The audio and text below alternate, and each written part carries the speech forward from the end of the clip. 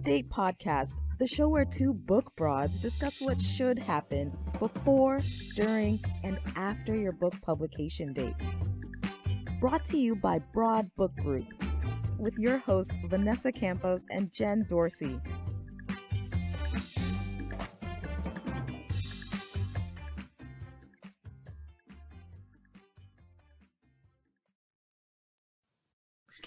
Happy Friday, Jen. How are you doing?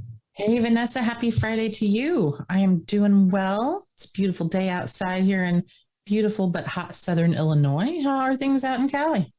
I can't complain. It's finally under 80 degrees. I know, but I can't see a cloud in the sky. The palm trees are out there doing their thing, and I'm feeling very tropical. So it's an exciting weekend. It's a long weekend. It is a long weekend. I'm very stoked. I'm headed to Key West to do a little digital nomading this week. So I'll be working, but I'll be in Key West working, which you can come with me if you want. Look at different palm trees than the ones you look at every day. The last time I went to Key West, it was 40 degrees there. What? Yeah. That's weird. I brought the bad weather with me. I guess you did. Wow. And for a Californian, that's like sub-zero temps. It really was. I was not prepared. I was layering all of my clothes every day. Oh no. Yeah. That's no bueno. That's not a good Key West experience. Well, I will try to bring the good weather back with me and think of you as I am out there doing whatever it is I'm gonna do.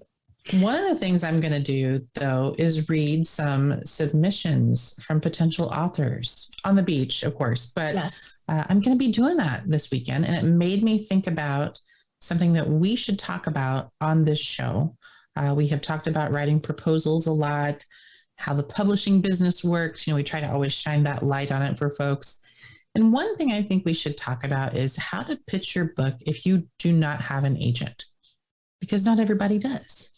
Yes. And it's actually really, I've been watching Twitter and following a lot of agents and when they open submissions and when they close submissions. And I've just seen the overwhelming, I have a book. And my guess is that it's going to be really hard to get an agent to pay attention to you. When you're just shouting out into Twitter. Yeah, I think so. For sure. So let's talk about it. Let's dig in a little bit. And we'll preface this by saying that on our next show, we are speaking with an agent. So we're going to give you both perspectives here, what it's like to pitch without an agent, and then best practices for working with an agent. So we're covering all the bases here. So today we're going rogue though. No agent. No agent. Not at all. So we got to focus on nonfiction books, though, because that's who we are and what we do. And quite frankly, that's a whole other kind of pitching than fiction, right? Yes, it really is. And from my understanding, fiction writers and fiction authors, they get the privilege of writing the entire manuscript before they pitch it to a lit agent or a book publisher. But nonfiction is a little bit more... build it as you come, right? Right. It's a bit speculative. You're building the plane while you fly it, kind of. Excuse me. So you have to have a proposal. Obviously, that's a very big part of it. So we're going to dig into that a little bit today. But let's start with what you can even do without an agent. Can you go to a big publisher? Do you stick with indie publishers? What's the best route if you're going to go solo like this? I have a soft spot for indie publishers because they will pay attention to their authors a little bit more. I mean, unless I always bring this up, Tony Robbins, you're not going to get as much attention from a bigger traditional publisher unless you're up and coming. You have something that's just there and it's the talk of the town. But I really like indie publishing companies. They're small, but they're mighty. They're hungry for new talent, emerging writers, and may actually be a better fit. So I would actually turn my attention to those. But I think that there are a lot of editors out there that are looking for new talents that do belong to bigger houses, like maybe a Barrett Kohler. Although I'm thinking about it, I'm like, maybe Barrett Kohler is more mid-list, like a Wiley. Mm-hmm. Would you think? Yeah. I mean, I think both of those are larger, not like big pubs, but at least not in the spaces that we acquire and that we help people do their books in. I've had good experiences with talking with both of those companies. And I think they're both open to talking to people without agents, which is a good thing. And there are more out there. I think you don't have to go like ultra small. You don't have to go micro press. You can go about, I would say to that mid-list level is probably about what you can do without an agent. And that's not to say that you should never pitch to a big publisher on your own. You can, but you got to play by the rules. And we'll talk a little bit more about that in just a minute, like what those rules look like on their submissions page. But you also have to be prepared to hurry up and wait. Yes. Because when you are, no matter where you're pitching to, keep in mind that people's bandwidth is pretty thin right now, especially since the pandemic started. Everyone's doing the work of 50 people, and that's to be expected, whether you're at a small press or at a large press. So you've got to be prepared for that, especially if you're going to pitch to those bigger publishers. So my advice would be, before you even put pen to paper for your proposal, do your homework first. So start by making a list of books that are like yours. Hopefully, if you're going to do this, hopefully you've already got your book idea in mind. But make a list. Go out there and do the legwork, whether it's looking on Bookshop or Amazon or wherever online, or going to the physical store and seeing what else is out there in your category. That's going to do a couple of things for you. It's going to help you learn how to position your book against competitive titles. But it's also a great place to look and find names of people who've worked on these books. Mm-hmm. So if you look on the CIP page, a lot of publishers will list the people who have worked on the books. But the best place to go is the Acknowledgements page, because there the author is going to thank everybody under the sun, at least everyone that they remember, who's helped them with their book. And so there you're usually going to get the name of the editors, the acquiring editors, the people who helped on the development of the book. Start making a list of who those people are, because when you go out there and you pitch, you can make that connection and say, I really enjoyed your work on X book. My book is similar but different, and here's how. For everybody out there, can you tell us what a CIP page is? Oh, I'm sorry. I got jargony. A CIP page is the catalog and publication data page. So when you open your beautiful new book and you see the title page, if you flip that title page over, the next page is probably going to look like a lot of gobbledygook to you. It's going to have a bunch of coding and the Library of Congress information, and it's a whole lot of official looking stuff. It'll have a copyright notice. That's basically where all of the legalese stuff goes on a book. Yeah. And sometimes, depending on the publisher, they'll even list the cover designer, the editor, illustrator, things of, who worked on that book. And, every publisher is different. I love a good author who acknowledges their editor and how the book came to be, either there or, on their, book landing page, because you should have a book landing page. We'll get to that later. We've got several episodes on that, but I do love that. And I think that, to your point, Jen, and not going after them immediately and finding their email addresses is really connecting with them, having a conversation. And I'm going to guess that they're all on Twitter, right? I think a lot of them are. More and more, I think publishing Twitter is growing. People don't just work for their companies anymore. Everybody's kind of got their own professional personality, their parasocial personality. And I see a lot of editors, especially acquiring editors, out there on Twitter doing their thing. So if you're not a Twitter person, I think you need to start to be. And it doesn't mean that you have to post things on Twitter. Don't freak out. But you can create a Twitter profile so that you can then follow other people. And a lot of editors will talk about what they are looking for or great projects that they're working on. So just kind of dig into that. And you can look up all kinds of hashtags: nonfiction books, nonfiction publishing. Editors, even agents will, even though this isn't the show about agents, you should follow agents anyway to kind of see what's out there and what's getting everybody excited in the marketplace. I think that's a really important step. That's where I would start. The other place I would look to is the online industry pubs. Now, you don't have to be a publishing person to get online and look at Publishers Weekly. That'll give you a really broad look at what is happening in various areas, in various content areas of publishing. But there's also the deals page on PW. And if you go to that, you'll see, I don't know if they update it every day or once a week, but they always list the deals, at least the ones that are reported by the publishing houses. So you can see who's acquiring what. And that also gives you just a really good current marketplace and what the demand is for content. Yeah, this is another industry little tidbit.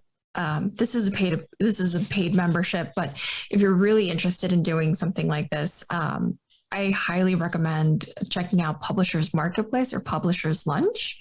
Yes. That is a really good place to see, okay, historically, if a book wasn't just released, or if a book that you think is a really good competitive title doesn't necessarily have an acknowledgement section or a listing of the editors at the beginning, finding out who represented the book and who it was sold to. Mm-hmm.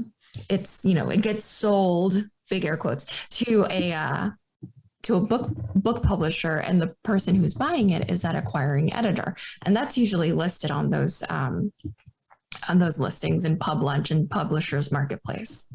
Right, absolutely. So all this is just, you need to be Sherlock Holmes before you really start putting yourself out there. Yeah, and if you're not a fan of social media, which we get it, there are books that are available. There are physical books that are available that are released every year, every other year, that kind of has like an overview of all the publishing houses and editors at these publishing houses.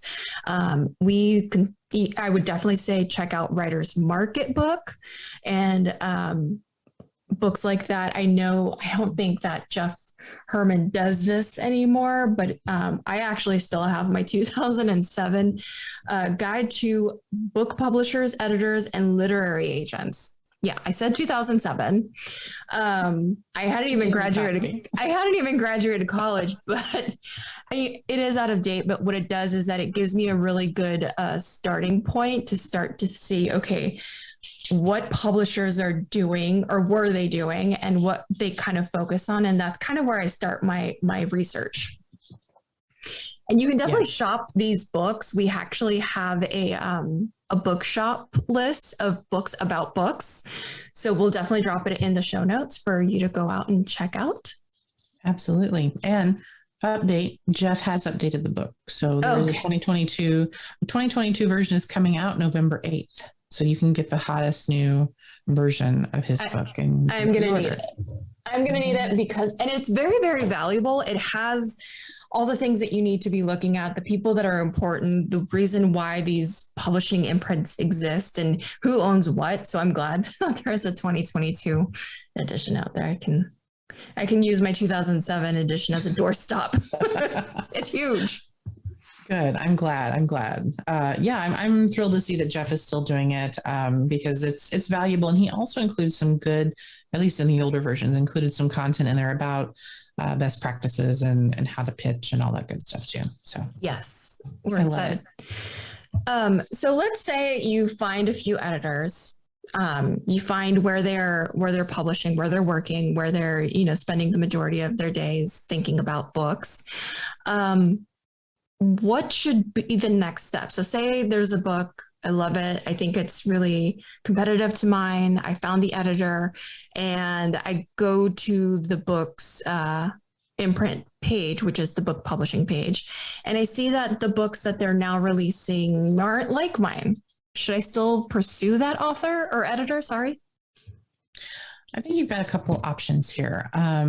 One option is to just do a little more digging and see if someone else in the house is acquiring those topics. So a lot of publishers will have actual little bio pages for all of their editors that say, hey, I'm actively acquiring XYZ.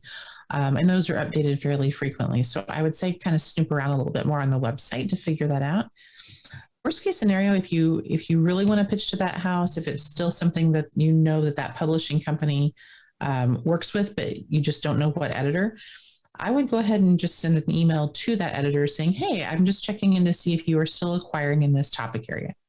Most of the time they'll say yes, no, or here's who you need to contact. Don't take it any further than that. You don't need to do a pitch for your book at that point. You're just asking the question. And I think most editors don't mind that because it's saving them time in the long run. So, if I were to get an email that says, hey, are you still acquiring X? And I wasn't, I'd be fine with that. Nope, I'm not. Here's the person to contact. Boom, done.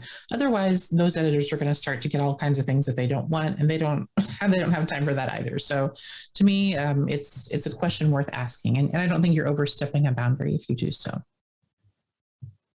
That's a good point. Let's respect everyone's time, especially when a lot of these editors are managing hundreds of titles and acquisitions. I can't imagine right now where they are, where people are actually leaving their jobs, and publishers still want to release hundreds of books every year. So let's talk a little bit about what that next step looks like. So I found an editor, I found their information. They are still acquiring books like mine. I'm not going to press them on this because they want to come prepared as an author. Mm-hmm. How do I prepare for that? The most important thing you can do is find out what the submission guidelines are for that particular publisher. Most publishers will list that right on their website. It's fairly easy to find. If you can't find it, then again, that might be something that you could just email their general, like their info at email address to find out. But most publishers have the submission guidelines fairly easy to find. In fact, I just did a big search on academic presses for a client last week, and I was really pleased to see that it was very easily accessible on every single publisher page that I went to. Again, publishers don't have a lot of time, and they don't want to waste yours nor theirs, so they make that easy to find. So just look for their submission guidelines. Most of them will say whether or not they want a query letter first, and then most of them will say what your actual book proposal should include. And book proposals, they're, at least for nonfiction, they're fairly standard. They're pieces and bits and parts that are pretty common for most publishers. But you'll notice as you look at the different publisher web pages that there are tweaks here and there. Some publishers want maybe more competitive titles than the other publishers, or some publishers may want to see 2 sample chapters instead of just 1. So be prepared to kind of tweak your proposal based on the publisher and be able to be nimble like that. But most of them are going to say, okay, we want an overview of what this book is about. We want your author bio. We want to see what your current marketing platform is, what your author platform is. And by that, I mean, how are you getting the word out there about yourself and what you do? And are you on social? Do you have email lists? Do you have a landing page? All of that stuff. They're also going to want to know what you plan to do to market this book. So those are concrete ideas that you need to provide, not pie in the sky, not I'm going to get on Oprah. No, they want to know real things that you actually can do. They're going to want to see a sample table of contents, and they're going to want to see a sample chapter. And in that table of contents, they're going to want you to kind of give a brief 1-paragraph explanation for what that chapter is about. So really it's chapter summaries, I guess, more than a TOC. And then finally, they're going to want to know competitive titles, which you will already know because you will have already done this homework that we have asked you to do, and be able to kind of position your book against those. So that's next. Find out what those guidelines are and then start tweaking your proposal based on that. I have a question for you. Yes, I've seen a lot of proposals from agents and from, authors who are interested in self-publishing and or, pitching to a publishing house. And what I've noticed is that some of them in the competitive authors, in the competitive title section, they will list the Amazon rankings for each book. Is that important to you as an acquiring editor? I hate to burst everybody's bubble, but it's really not. And here's why. Amazon ranking changes every single day. I mean, it is a moving target. I find it interesting. However, Amazon ranking of the day that you look it up doesn't necessarily equate to what the actual sales are of that book. So, it's fine. It's not going to hurt anything if you put it in there, but that's not the metric that I, as an acquiring editor, will be looking at. I will be going to my super secret, not so secret database that everybody else in publishing uses called NPD Bookscan. And I'm going to be looking up actual point of sale numbers for those books to see, how many they've really sold. And, granted, if it's a big book, I already know how much it's sold. If it's a smaller book that's, kind of offbeat and off the beaten path, I'm going to have to look it up. But yeah, to me, the sales ranking isn't the whole story. That's a really, really good point. And I think that a lot of people get hung up on the Amazon rankings, and it's like you said, it's nice. I would personally, from a marketing perspective, I would rather see what the categories are and what that, really how Amazon is looking at your book or the competitive books like yours. So I love that. I have one more question about competitive titles. I've seen a lot of people put the competitive titles and a summary of what the competitive titles are, but then they don't tell me anything else. Would you rather see what those books are about as an acquiring editor, or would you rather see more about how the book that's being proposed is different? I definitely want to know how your book is better and different. I can go and I can look up a book summary on Amazon whenever I want to. And if I'm acquiring in a topic area that's something I acquire in all the time, I'm probably going to know what those books are about to begin with. So, you know what, it's fine if you want to do like a 1 or 2 sentence that this book is about XYZ, but then move on. Tell me how your book is better. How is your book different? It's kind of academic. It's almost like writing an annotated bibliography. If any, I'm getting super nerdy. But that's what you do in annotated bibs. So you say like how this book affects your research and how your research is better. It's the same concept here. So yeah, always tell me that. And you may have noticed, to the listeners, that I've been asking Jen a lot of questions about the book proposal and acquisitions and how do you reach out to a lot of the acquiring editors, the right people. This conversation is really kind of, the goal here is to get you to get out there, to connect with the right people who are doing the right types of projects and figuring out what those requirements are really supposed to be before you submit that book and before you present yourself, because keep in mind that book publishing is a business. So one thing that I want to let the listeners know is that, the book proposal writing process may seem easy, but it needs refinement and revisions. And sometimes it's not just the first round and there it goes. I'm sending it off to an acquiring editor. It's a really good idea to get somebody else to read it, maybe somebody who has been in the industry like Jen, or, if you need a little bit of help with marketing stuff, I'm always here to help. But it's always really good to get somebody who is not necessarily familiar with your content to read it and give you some feedback. There are a lot of, and we're going back to Twitter, there are a lot of groups like Authors of Instagram, Authors of Twitter, Am Writing, hashtags that you can follow and kind of create that community there. But here's the thing. You still need to write that book proposal, right? Right. So what we have created here at Broad Book Group is the BBG Publishing School. And Jen has taken some time to kind of put together a course on how to write a winning book proposal. And that is all included. It's self-paced.